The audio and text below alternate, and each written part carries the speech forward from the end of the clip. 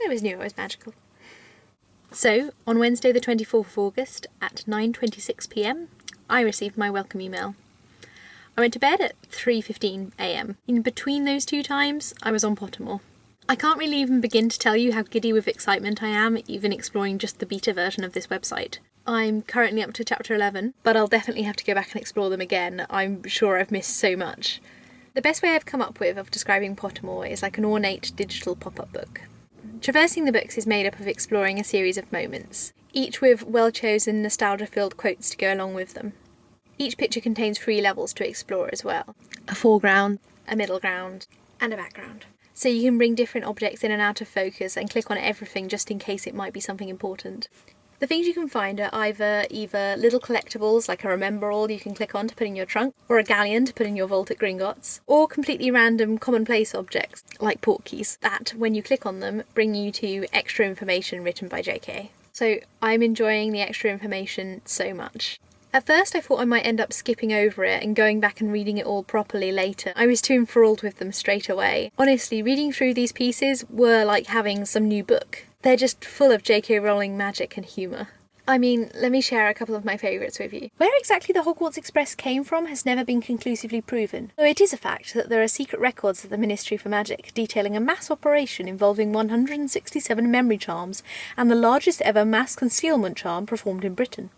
The morning after these alleged crimes, a gleaming scarlet steam engine and carriages astounded the villagers of Hogsmeade, who had not previously realised they had a railway station, while several bemused Muggle railway workers down in Crewe spent the rest of the year grappling with the uncomfortable feeling that they'd mislaid something important. Oh, and the cutest thing with Neville. In Neville's case, the Hat was determined to place him in Gryffindor. Neville, intimidated by the house's reputation for bravery, requested a placing in Hufflepuff. Their silent wrangling resulted in a triumph for the Hat. As well as these moments, there are more interactive areas. Everyone will know by now that Pottermore lets you choose a wand. I mean, lets a wand choose you, and sorts you into a Hogwarts house. Now, like every other Potter fan in the universe, I have taken online sorting tests before, and I've hated all of them. There are 2 types, really. The ones that ask you ridiculously leading questions, along the lines of, which animal do you prefer, a lion or a snake? Otherwise, the questions just seem to have no relevance to you, and you're annoyed that answers to such trifling questions would determine where you'll spend your next 7 years at Hogwarts. I need to plan my hypothetical life at Wizard School very seriously. Now, I don't know whether it's because Pottermore has the J.K. Rowling seal of approval, but I really loved the Pottermore sorting ceremony.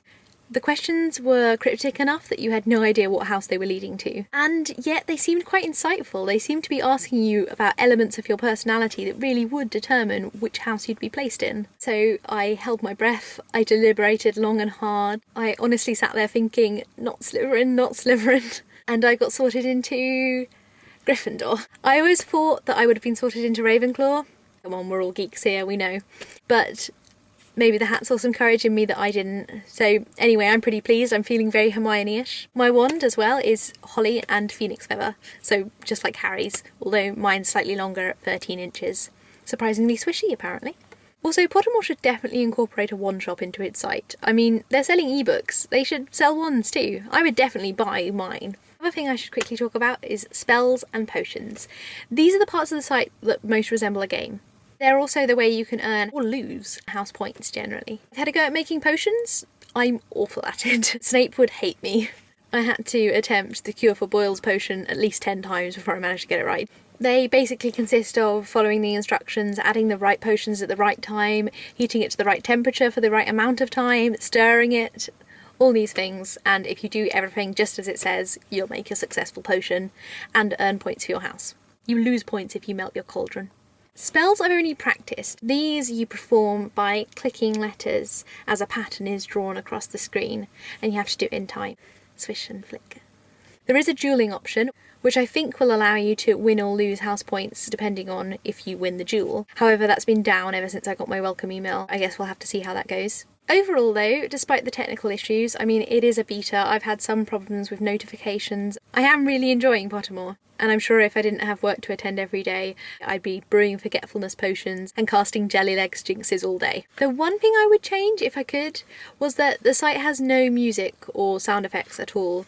And I know that sites with music and sound effects can be the most annoying things ever. I feel like if they gave us the option to have some sort of sound, or to turn it off if we preferred, that it would add a lot to the atmosphere. It felt kind of odd going through this Philosopher's Stone experience in deathly silence. Anyway, for anyone who's yet to receive their welcome email, or for anyone who has to wait all the way till October, please ask me questions down below and I'll make a Q&A video answering everything I can. Also, the Pottermore gateway screen continues to tell me I have no friends, so YouTubers, my YouTubers, add me. My name is RuneBronze90. We'll duel and chat and fight over the treacle tart. Oh, and tell me in the comments down below what house you've been sorted into and what wand you've got. I look forward to answering any questions you have, seeing how the rest of you find it, and of course, seeing the rest of you on the Hogwarts Express. Nox.